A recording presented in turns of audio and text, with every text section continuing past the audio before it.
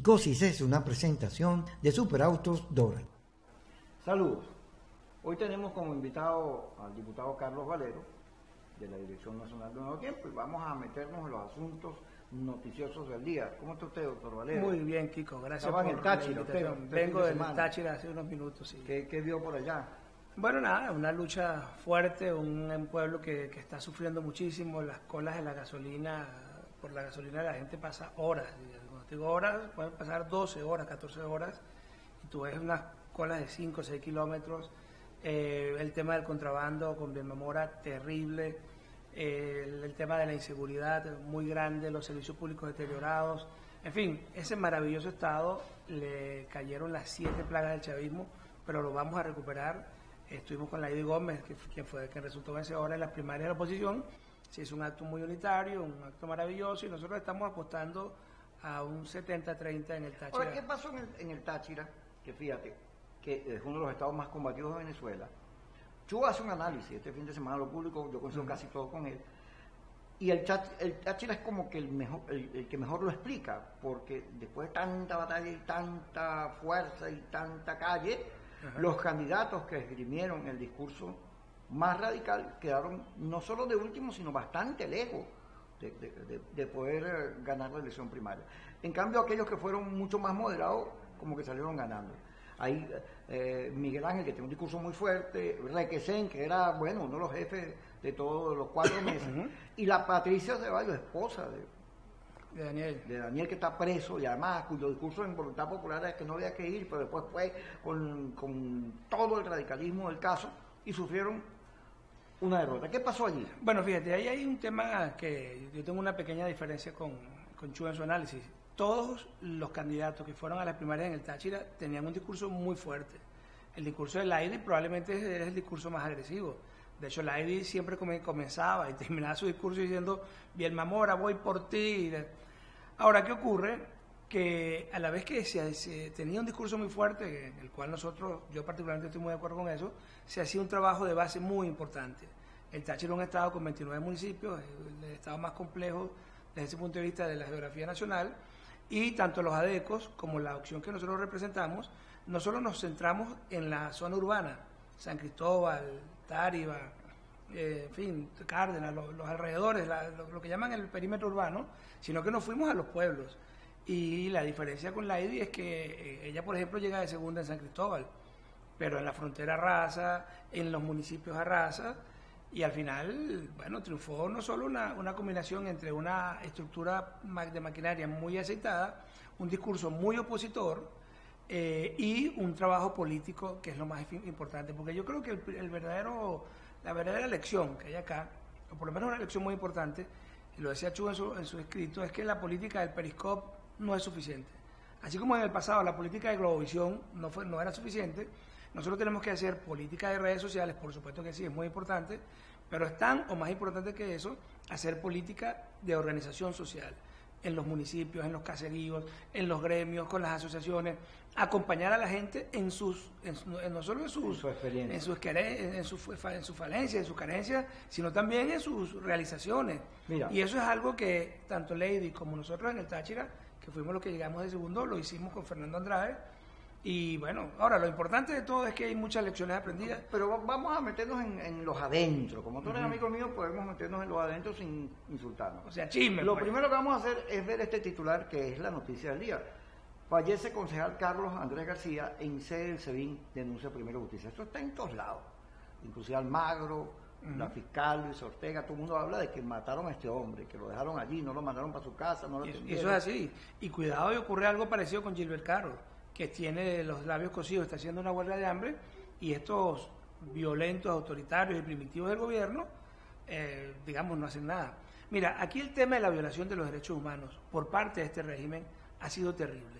Y yo creo que nosotros no podemos cargar el acento de esa violación en los muchachos que salieron a marchar, ni siquiera en la dirigencia que propuso esa política. Yo creo que esa política estuvo, digamos, en algunos momentos nos excedimos y además cometimos el error de desmovilizar a la gente porque aumentamos mucho el costo de la participación. Cuando tú le decías a la gente, bueno, vamos a marchar y vamos a marchar contra una ballena. con agua y con lacrimógena. ¿Y qué vamos a hacer? Bueno, tú te tiras y cuando te peguen con la manguera, no, ni siquiera es así. Algunos de estos muchachos, cuando venga el agua, te pones para que te bata, y eso sí, tienen que haber 50 camarógrafos con unas ultra high para tomar la mejor imagen es decir, eso evidentemente eso iba a fracasar. Entre otras cosas, nosotros, inclusive la majestad de lo que significa ser un parlamentario, de lo que significa ser un gobernador, un alcalde, cuando tú lo expones a eso, digamos, salvo que tuvieses un plan que era, bueno, yo voy a un enfrentamiento y ese enfrentamiento va a terminar en una batalla, y esa batalla la va a ganar el que tenga más poder, pero si no es así, sencillamente estamos llevando a la gente a que la agredieran, y eso en la práctica terminó desmovilizando.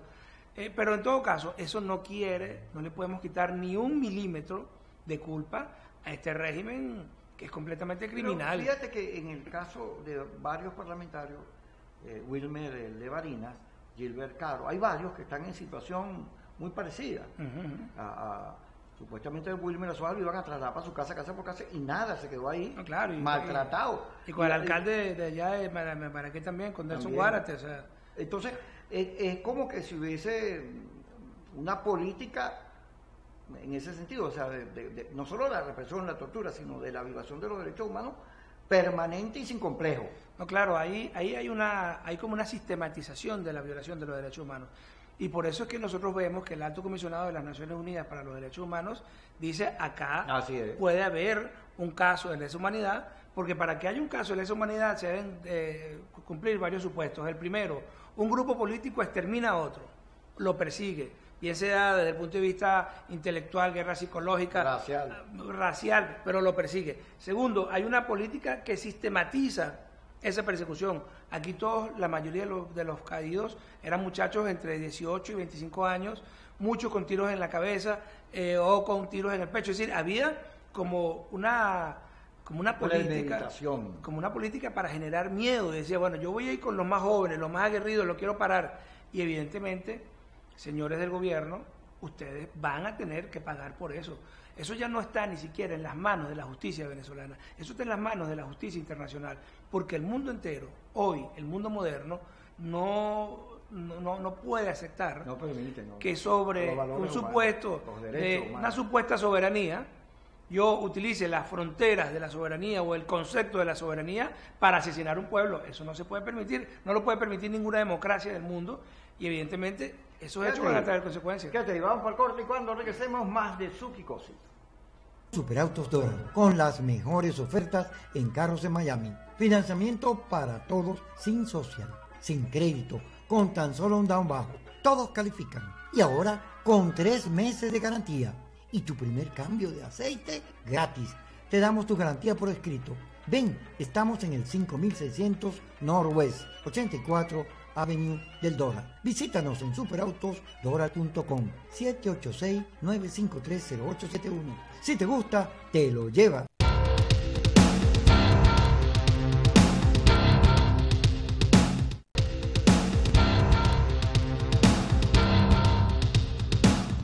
Lunes 18 de septiembre, Carlos Valero, diputado con nosotros, y por supuesto saludando a Carla Angola, mi querida Carlita, y a Carlos Acosta, que en Miami, en Comcast, en el canal 81, transmiten, porque sale allí, una vez que nosotros lo hacemos aquí en Caracas, Venezuela, sale en medio, o al final, creo, del programa Aló, buenas noches. Así que saludos a ellos y seguimos aquí conversando. Vamos a ver, Carla, la tocaya Carla. Y a Carlos. Y a Carlos, ambos dos. Entre los tres son una carlamentación. Sí, Carlos al cubo. Vamos con titular y vamos a ir comentando algunas de las cosas que está diciendo. OEA y Foro Penal responsabilizan al gobierno por muerte de Carlos Andrés García. Eso ya lo hemos ido conversando sobre el impacto que en medio de las negociaciones y todo lo que está ocurriendo tiene este episodio.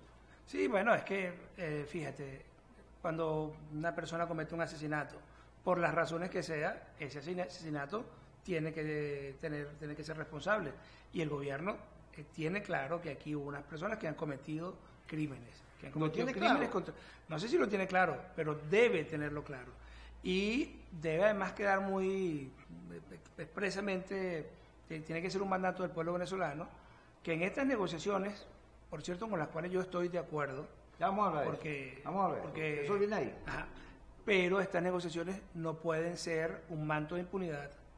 O sea, aquí alguien cometió crímenes. Aquí alguien se robó todo el dinero de la nación, si no todo, gran parte del dinero de la nación. Aquí alguien es responsable de que los venezolanos estén comiendo de la basura. Aquí alguien es responsable de que los niños se nos mueran en los hospitales, o por bacterias, o por falta de medicamentos. Aquí alguien es responsable de que los presos políticos estén muriendo. Aquí alguien tiene que ser responsable de las violaciones a jóvenes en las cárceles. Vamos de a poquito. Santos, nos reuniremos con Trump para evaluar acciones contra el régimen venezolano. Eso es hoy es la cena. Sí, sí. ¿Qué crees tú que va a pasar ahí? No, bueno, Maduro ya le dijo a Trump gracias por ayudarnos en República Dominicana y agradeció a todo el mundo, pues qué lindo que todos queramos negociación. No, los americanos, por supuesto, tienen un objetivo central y, bueno, no solo los americanos, yo creo que la comunidad internacional en general tiene un objetivo que es evitar que Venezuela se convierta o se siga convirtiendo en un grave problema para la región. ¿Qué está ocurriendo ahorita, por ejemplo, en la frontera de San Antonio del Táchira? Salen 15.000, 20.000 venezolanos todos los días. Digamos, el éxodo migratorio hacia países como Colombia, Chile, República Dominicana, Panamá, Ecuador, Brasil, en una situación en la cual la economía de esos pueblos no soporta esto que está ocurriendo, eso puede convertirse en un problema para la región. Claro, ya lo es. Que de hecho ya lo es. Y si a eso le sumas, digamos, la tendencia totalitaria o neototalitaria de estos señores, que entonces les gusta entenderse con terroristas y que prefieren entonces hablar con la gente de Corea del Norte y hablar con Putin y revivir una especie de guerra fría, y con los cubanos intentar nuevamente una geopolítica del aislacionismo hacia el mundo, pero de bailar muy pegado con los países totalitarios. Evidentemente, si yo soy un gobierno democrático, no digo de Estados Unidos, de Canadá, de Chile, de Japón, que se pronunció, de Suiza, yo digo, evidentemente en Venezuela está ocurriendo algo muy grave y sobre eso hay que actuar. Ahora, ¿cómo actuar? Con diplomacia. Quédese ahí, digamos, vamos con más titulares, que aquí está todo programado, quédese quieto. Más de 100 reuniones se han dado entre gobierno y oposición, dice Maduro. Maduro echó el cuento de las negociaciones, pero metió a Leopoldo en unas reuniones donde no estaba y echó una versión que está entre verdad y mentira. ¿Con qué intencionalidad? Porque si Maduro está agradeciendo a los países por la reunión de Dominicana, ¿qué sentido tiene ahora echarle candela al diálogo? Estimular en los sectores de la oposición que le tienen aversión, que califican al diálogo como perverso. ¿Qué sentido tiene estimular esos sectores? Busca las elecciones, que se abstengan, ¿qué quiere? Lo primero, Kiko, Maduro mientes. No han sido 100 reuniones, eso es falso de acá a la luna. Maduro es el mentiroso. Maduro tiene necesariamente que hacerle en algún momento un análisis psicológico, porque la mitomanía de ese señor está en unos niveles fuera de la realidad. Por supuesto que... Bueno, Maduro está jugando a la política. No, pero Kiko, eso no es jugar a la política. No juega a la política al igual que Borges y otros que dicen que había las reuniones. No, eso es mentira, no hay reuniones y después aparecen en las reuniones. Mentir deliberadamente desde el poder, como lo hace Maduro, no es jugar a la política. Es jugar a la antipolítica, es jugar a la deshonestidad y es decirle al pueblo, si yo soy mentiroso, soy deshonesto, soy antiético, tú puedes hacer lo mismo. Y eso es lo que genera esta situación de violencia social, esta anomia social, este ejemplo, digamos, deformado de ciudadano, que es lo que hace Maduro. Ahora, pero Maduro está bombardeando las negociaciones. ¿Por qué? Maduro no está bombardeando las negociaciones. Maduro sabe que está obligado a negociar. Y ya, y va a negociar, va a entregar el poder y listo. Eso es lo que va a ocurrir en este país. Por eso es que nosotros estamos sentados ahí.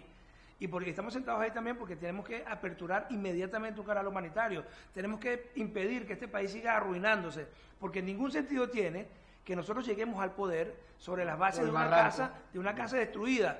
Yo voy a sacar al inquilino de mi casa, pero para sacarlo le pongo una bomba, la quemo, no sé qué, y hasta el terreno lo hundo. Entonces, después, ¿cuál casa tiene? No tienes casa. En consecuencia, Maduro va a negociar y va a salir de ahí. Ahora, él lo que quiere es desmoralizar a un sector de la oposición. ¿Qué hace Manuel Rosales en esa reunión? Porque le han caído encima, porque se ha vendido, se traidó, porque ahora tiene una campaña, la tienen hace 2 años. Hace 2 años. No, Manuel es un gran armador político, es un gran estratega. Esa es la verdad, le duela a quien le duela. Y Manuel ha sido uno de los hombres que ha permitido que esa política baje, que esa política se ejecute.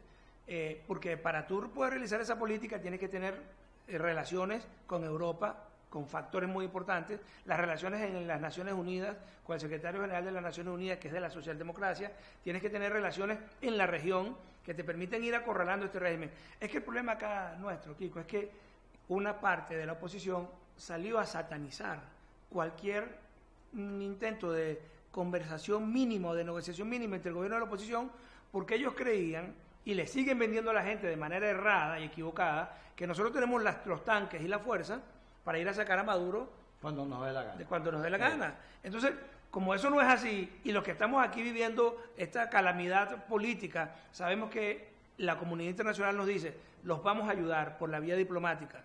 Y la vía diplomática implica que ustedes se sienten a negociar una solución pacífica electoral. ¿Cuáles son nuestros puntos? Cronograma electoral. Ya Maduro no tuvo otra cosa que anunciarlo. Entonces Maduro anuncia el cronograma electoral y ese sector opositor dice, ¿cómo se les ocurre? Van ustedes para allá. Señores, lo derrotamos. Para Maduro lo ideal sería, teniendo un país 80% en su contra, no hacer elecciones, como hizo con el revocatorio y como ha propuesto las elecciones de gobernadores. Y en su mundo perfecto es yo no hago elecciones. Entonces, ahora que las hace, la gente dice, no, es que le vas a hacer trampa. No. Vamos a ir al corte y ya regresamos con Carlos Valero.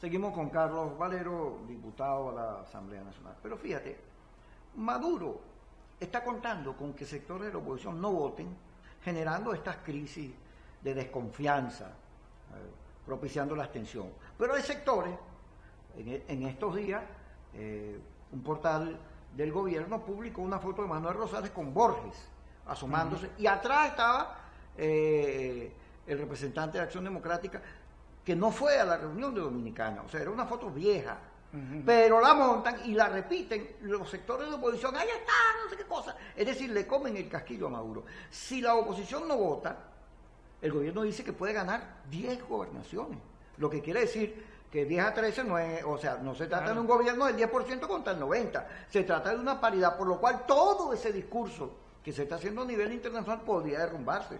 Porque no se trata de un gobierno autoritario, sino un gobierno que está peleando el poder con otras fuerzas más o menos de las mismas condiciones. Así es. Pero ¿por qué la oposición no explica eso? ¿Por qué la oposición más bien todo lo enreda? La unidad resulta que vamos a la primaria. El balance que yo tengo de las primarias es negativo.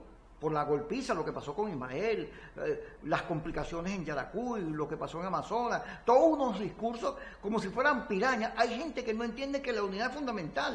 Bueno, que está jugando a hegemonías, sí, a generar hegemonías. ¿Qué es eso? Es que nosotros tenemos un grave problema con parte de la dirigencia opositora, y es que se crió bajo la égida del chavismo, y son tan autoritarios, tan hegemónicos y tan violentos inclusive como el propio chavismo, y eso es terrible. Ahora, esa cultura política la vamos a cambiar, y tenemos que cambiarla con mucho diálogo, mucha conversación interna. Mira, ¿qué es lo que intenta Maduro? Básicamente Maduro quiere desmovilizar. Él no tiene otra opción que desmoralizar a la gente, desmovilizar y que la gente no vote, generar abstención, porque él sabe que tiene 80% del país en contra. Ahora, ¿por qué una parte de la dirigencia opositora, de las redes, de los amigos que están en Miami, de los amigos de uno, caen en ese juego? Eso es lo que yo no entiendo, fíjate. Mi pregunta es, ¿qué quiere Maduro? Una explicación, porque fíjate, salimos de los 4 meses de protesta y nadie hizo un balance de nada. Bueno, pero la gente lo hizo votando en las primarias de una manera. Nadie hizo un balance porque aquí la hegemonía de la oposición, repito, es tan autoritaria como el chavismo. Si alguno de nosotros sale a decir, pues por este programa van a ver cómo me van a mí a dar golpes internos, alguno de nosotros sale a decir, vamos a evaluar qué ocurrió con la salida 2, el Capriles guevarismo, si funcionó o no funcionó. Bueno, solamente plantear esa discusión, salen los laboratorios y salen ellos, y yo tengo 6 millones de seguidores y voy a aplastarte. Esa es la verdad. Fíjate que en el tema de la Asamblea Nacional Constituyente nadie debatió públicamente cuál era la mejor estrategia. Se dijo por Pericop, vamos a ver, y yo a veces he pensado, me pongo a sacar los números y era imposible que estos tipos ganaran. Y después entonces querían que igual en las regionales no participáramos.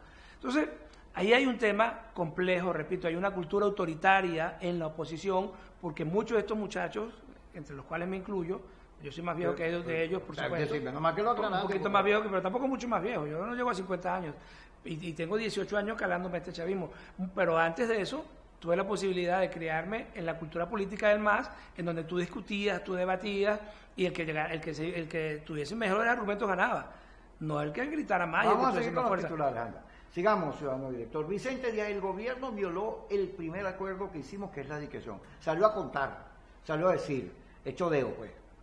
Bueno, porque el gobierno, Kiko, que sabe, y personas que nos están escuchando, que tiene que contarse, no tiene opción. El problema es que Maduro no tiene opción. No contarse para Maduro sería colocarse en el camino de Saddam Hussein o de Gaddafi, y él sabe el costo que eso podría tener para ellos, el costo de todo. Entonces tiene que seguir por la ruta democrática a los trancazos, la democracia de ellos, pues, que es una democracia a los trancazos. Entonces él dice, yo voy a contarme, pero yo necesito que salgan los voceros de la oposición a caerles a golpes a los que están buscando una solución pacífica, constitucional, electoral. Mire, el día que acá, con la ONU, con el Papa, con los rusos, con los cubanos, se firma un acuerdo donde diga, la elección presidencial es la tercera semana de octubre, la primera semana de octubre. No hay cómo romperlo. No solo no hay cómo romperlo, sino que la fuerza, la hegemonía de Maduro en sus cuadros medios, en las Fuerzas Armadas, en su mismo gobierno, se va a desmoronar, porque la gente sabe que está hablando con un cadáver político. De un final. Vamos con otro titular, ciudadano director. El gobierno se ve obligado a negociar porque busca legitimidad. Entonces, Vladimir, ¿tiene gente que está ahí? Michael Penfold. Michael Penfold, que es amigo tuyo, por Muy cierto. amigo mío, amigo tuyo también. No, bueno, Michael está intentando hacer un esfuerzo titánico para convencer a la opinión pública venezolana de que el tema de hablar de negociación no es hablar ni de rendición, ni hacer una división entre halcones y palomas. No, eso es una vía que nos va a permitir a nosotros cercar a estos tipos, obligarlos a contarse, y que nuestra gran fortaleza, que es el voto popular, se exprese el voto, la organización y la capacidad de defenderlo. Porque nosotros vamos a esas elecciones y sabemos que estos tipos van a intentar robarnos urnas y robarnos votos y con los colectivos generar... Entonces ahí los valientes que nos insultan a nosotros, yo los quiero ver defendiendo esos votos, como los defiende uno, como hace cuando tenemos que ir a la asamblea, que nos conseguimos con ese montón de fascinerosos. Es decir, eso es correr riesgo. Entonces el hecho de que yo diga que estoy de acuerdo con que haya una solución acordada, entre otras cosas, porque la comunidad internacional nos los pide a gritos y es lo único viable que hay ahorita, no significa que uno no corra los riesgos y que uno no ponga el pecho. ¿Qué le cuesta? Fíjate, yo creo que la oposición tiene un drama de honestidad. O sea, ¿cómo le hablo al auditorio y le digo la verdad? ¿Por qué en las redes está montada toda esta cosa de crítica a la oposición? Bueno, porque en las redes, no en los medios tradicionales, la honestidad es fundamental. En televisión tú hablas y nadie se te mete, pero en las redes inmediatamente te ponen un Twitter, te increpan, se te meten a discutirte. Y entonces la oposición nunca explica nada. No hizo un balance, ahora va a unas negociaciones y lo primero que dicen, no hay ninguna negociación, y aparecen sentados allí. Luego, en vez de tener una explicación sincera, decirle, mire, el diálogo, la negociación es parte de la política y no tiene nada malo. Cualquier cosa se le informamos al país. No, todo lo hace como enredado. Kiko, nosotros en la oposición hubo unos partidos que decidieron acabar con la figura del secretario ejecutivo de la MUT. En aquel momento era Chubo. ¿Por qué? Porque Chubo les decía las cosas y decidieron acabar con Chubo, que había logrado la victoria más importante de la democracia en los últimos 18 años con el tema de las parlamentarias. Bueno, ese grupo tampoco quiere que se discuta. Entonces, en el fondo ellos son... fíjate, entonces hay un problema, el diálogo y la unidad sufren del mismo problema.